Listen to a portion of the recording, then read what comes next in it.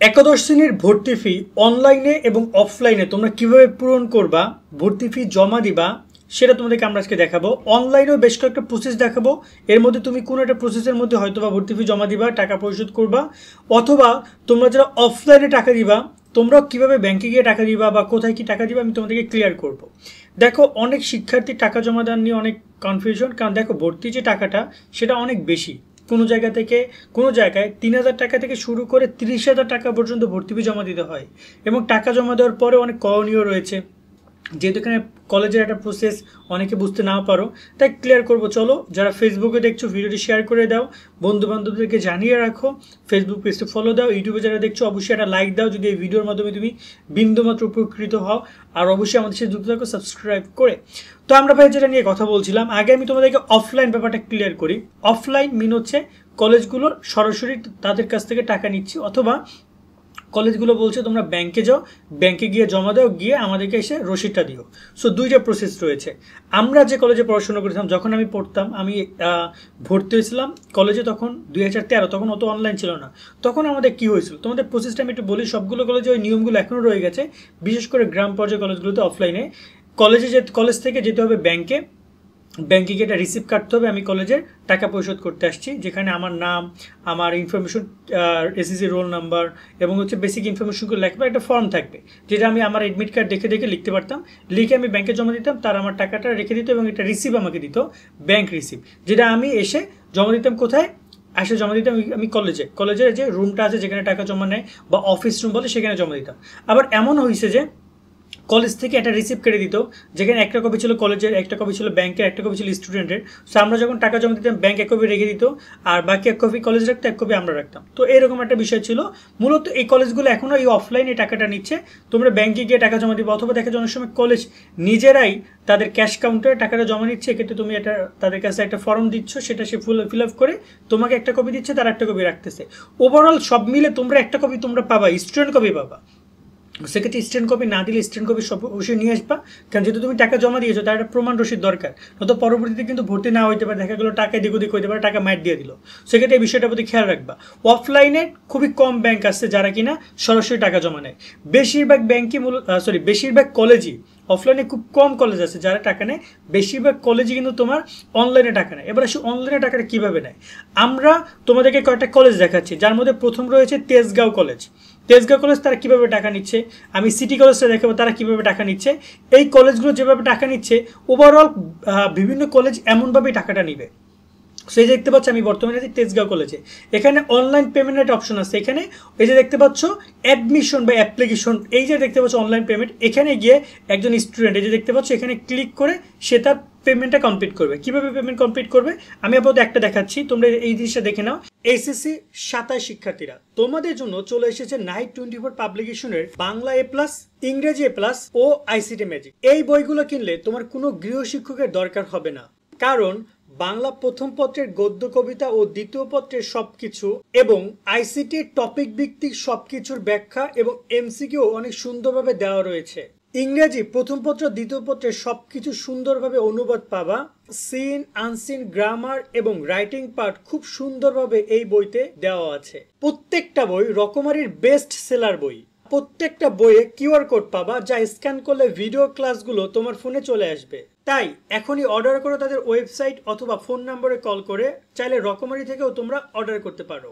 এগুলো সবগুলো কলেজের সেম। এখানে একটা কথা আমি তোমাদেরকে ক্লিয়ার করতে চাই, পেমেন্টটা তুমি যদি নিজে নাও করো, পেমেন্ট দেখা গেলো যে কলেজের আশেপাশে কোনো কম্পিউটার দোকান আছে, সেখান থেকে তুমি চাইলে করতে পারো, অথবা তুমি চাইলে অন্য কারোর মাধ্যমে করতে পারো। বাট প্রসেসটা তোমাকে জানতে হবে, যাতে করে তুমি প্রতারিত না হও বা সঠিক জায়গায় সঠিকভাবে টাকাটা যাচ্ছে কিনা, সঠিক চ্যানেলে যাচ্ছে কিনা সেটা বুঝতে পারবা। সো দেখতে পাচ্ছ তেজগাঁও কলেজে এখানে অনলাইন পেমেন্ট অপশন আসার পরে কি করতে হয়েছে, ওদেরকে এসএসসি রোল নাম্বার দিতে হয়েছে, এসএসসি পাসিং ইয়ার দিতে হয়েছে, বোর্ডের নাম দিতে হয়েছে, দিয়ে সার্চ করলেই ওর ইনফরমেশনটা চলে আসতেছে। ওর ইনফরমেশনটা কলেজের সার্ভে অলরেডি তোমার ইনফরমেশনটা দিয়ে দিছে, দেন চলে আসবে। আসার পরে মেক পেমেন্ট অপশনে ক্লিক করে এখানে তোমরা নগদ অথবা রকেটের মাধ্যমে টাকাটা জমা দিতে পারো। যেমন এখানে তোমাদের ডিবিবিএল মানে ডাচ বাংলা ব্যাংক নেক্সাস গেটওয়ের মাধ্যমে টাকা নিচ্ছে, আবার এখানে দেখতে পাচ্ছ নগদের মাধ্যমে টাকা নিচ্ছে। সো নগদ নাম্বারটা দিচ্ছ, নগদ নাম্বার দেওয়ার পরে ওই নগদ নাম্বারে টাকাটা অলরেডি থাকতে হবে, যেমন আমাদের বিকাশের ক্ষেত্রে টাকাটা থাকতে হবে। টাকাটা থাকলে জাস্ট তোমাকে পরবর্তী অপশনে গিয়ে পিন নাম্বার দিতে বলবে, পিন নাম্বার দিলে তোমার এই কাজটা কমপ্লিট। এবং এখানে অবশ্যই তোমাকে বলা হয়েছে যে তুমি অনলাইন পেমেন্ট স্লিপ দিবে তোমাকে একটা, সেই স্লিপটা সবাই অবশ্যই ডাউনলোড করে রাখবা এবং সেটা ডাউনলোড করে সেটা ফটোকপি করে রাখবা। কারণ মেইন কপিটা যারা অনলাইনে জমা দিবা তারা কিন্তু মেইন কপিটা কোথায়, কলেজে জমা দিতে হবে। আমরা তোমাদের সিটি কলেজটা একটু দেখাই দেই। এইটা হচ্ছে ঢাকা সিটি কলেজের তোমার কমপ্লিট তাদের ওয়েবসাইটে আসবা। ওয়েবসাইট আসলে এখানে তোমরা দেখতে পারবা অ্যাকাউন্ট, প্রথমে তাদের একটা অ্যাকাউন্ট তৈরি করতে হবে। মূলত তারা এখানে আবেদন যে ফর্ম আছে, তোমাদের যে ভর্তির ফর্মটাও একসাথে পূরণ করা হচ্ছে, টাকাটাও একসাথে নিচ্ছে।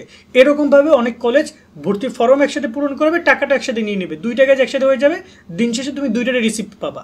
ঠিক আছে, এক্ষেত্রে ওরা যেটা করছে একটা অ্যাকাউন্ট তৈরি করছে যেখানে তোমার এসএসসির গ্রুপ, শিফট, ভার্সন, এসএসসির রোল, গার্ডিয়ান এগুলো তোমার দিতে হবে, যেটা তোমার অ্যাডমিশনে তুমি পাইছো, অ্যাডমিশনে কোন গ্রুপটা পাইছো মানবিক, তারপরে শিফট পাইছো ডে, ভার্সন পাইছো Bangla, SSC roll number, mobile number দিয়ে নেক্সট বাটনে ক্লিক করবা।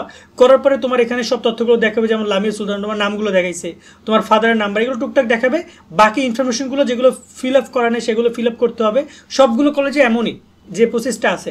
দেন ফর্মগুলো ফিল আপ করবা, যেমন এখানে তোমার স্টুডেন্ট মোবাইল নাম্বার দিবা, তোমার বাবার নাম, মায়ের নাম, এখানে তোমার হচ্ছে যে জন্ম নিবন্ধন, এনআইডি কার্ড যা যা রয়েছে সেগুলো দিবা।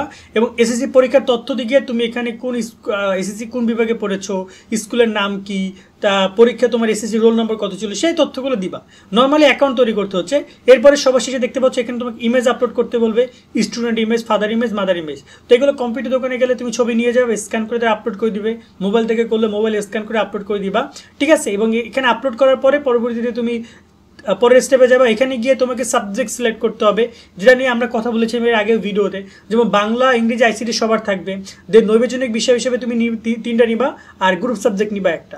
এইখানে বিজ্ঞান মানবিক শিক্ষার্থীরা গ্রুপ সাবজেক্ট নির্বাচন নিয়ে আমাদের কিন্তু ভিডিও করা আছে, সেটা তোমরা দেখতে পারো, বা আরও একটা ভিডিও তোমরা পাবা, আজকেই পাবা, সেটা দেখে নিও। তো এরকম সাবজেক্ট সিলেকশন যখন তোমরা কমপ্লিট করবা, এরপর তোমার এখানে রয়েছে পেমেন্ট মেথড। দেখতে পাচ্ছ, এই যে দেখতে পাচ্ছ তোমার এখানে পেমেন্ট ফির কথা আসছে, যেমন এখানে 1300 টাকা, বা এখানে তোমার টোটাল টাকাটা দেখাবে। তুমি এখানে বিকাশে দিবা নাকি ব্যাংকে দিবা। বিকাশে দিলে বিকাশ অপশনে ক্লিক করতে হবে। ক্লিক করার পরে তুমি এখানে পেমেন্ট অপশনে ক্লিক করে তুমি তোমার পেমেন্টে কমপ্লিট করবে, যেখানে তুমি তোমার নাম্বারটা দিবে, যে নাম্বার থেকে টাকাটা আসবে। ধরো আমার বিকাশ অ্যাকাউন্ট অলরেডি টাকা আছে, সেই নাম্বারটা আমি এখানে বসাবো। বসানোর পরে আমি কনফার্ম করবো, কনফার্মে ক্লিক করলে আমার কাছে পিন নাম্বার যাবে, পিন নাম্বার দিব, টাকাটা অটোমেটিক পে হয়ে যাবে। দেন দেখতে পাচ্ছ এরকম একটা পিডিএফ আসবে, একটা ফাইল, এটা তোমার কিন্তু অ্যাডমিশন ফর্ম। দেখতে পাচ্ছ এই যে প্রিন্ট অ্যাডমিশন ফর্ম, এই অ্যাডমিশন ফর্মটা আমাকে প্রিন্ট করতে হবে। এবং আমি যে এই যে টাকা পাঠিয়েছিলাম, এই যে দেখতে পাচ্ছ রিসিপ্ট, এই রিসিপ্টটা আমাকে প্রিন্ট করতে হবে। যে দেখতে পাচ্ছ আমি এখানে টোটাল 1300 টাকা পাঠাইছি, রিসিপ্ট টাকার দেখাইছে। তো আমরা এই রিসিপ্টটা প্রিন্ট করে নিয়ে যাবো। এই দুইটা জিনিস আমরা প্রিন্ট আউট করে আমরা কি করব, অনলাইন পেমেন্ট প্রিন্ট আউট, এবং হচ্ছে যে আমাদের চূড়ান্ত ভর্তির এই যে অ্যাডমিশন ফর্মটা প্রিন্ট আউট করে একটা কপি যাবে স্টুডেন্টের, কপি যাবে স্টুডেন্টের কাছে, আর কলেজের কপি কলেজের কাছে যাবে। তো এরকমভাবে মূলত কলেজগুলো করবে। এখন এখানে তোমাদের পরামর্শ থাকবে যে তোমরা নিজেরা যদি করতে পারো ভালো, আর নয়তো কলেজগুলো যেখান থেকে করে, কলেজ যদি নিজে করে তো ভালো, নয়তো কোনো কম্পিউটার দোকান থেকে 50-100 টাকা দিয়ে করানো লাগে করো। যারা এই কাজগুলো নিয়মিত করে তাদের মাধ্যমে করো। 50-100 টাকা বাঁচাইতে গিয়ে বেশি মানে পাকনামি করার দরকার নেই। পরবর্তীতে তোমার সেই পাকনামি তোমাকে অনেক বড় খেসারত দিয়ে দিতে পারে। আমি বলতেছি না যে আমি তোমার এই ফর্ম পূরণ করি, কারণ এক একটা কলেজ এক এক রকমের ডাইসে ফর্ম ফিল আপ করায়। আবারও বলতেছি, এই দেখতে পাচ্ছ তেজগাঁওর ফর্মের প্রসেসটা কিন্তু আলাদা, আবার সিটি কলেজেরটা আলাদা, আবার অন্য কলেজ একটু আলাদা হইতে পারে, তাদের প্রসেসটা একটু আলাদা হইতে পারে। সেক্ষেত্রে এটা কলেজের সম্পূর্ণ নির্দিষ্ট সিদ্ধান্ত। আশা করি তোমরা বুঝতে পারছো কীভাবে কী করতে হবে। সামনে তোমাদের এই বিষয় নিয়ে আরও আমরা ডিসকাস করবো। তোমার যদি কোনো বিষয় নিয়ে কনফিউশন থাকে সেটা আমাদেরকে জানাতে পারো। সকলে অনেক অনেক ভালো থাকবে। আল্লাহ হাফেজ।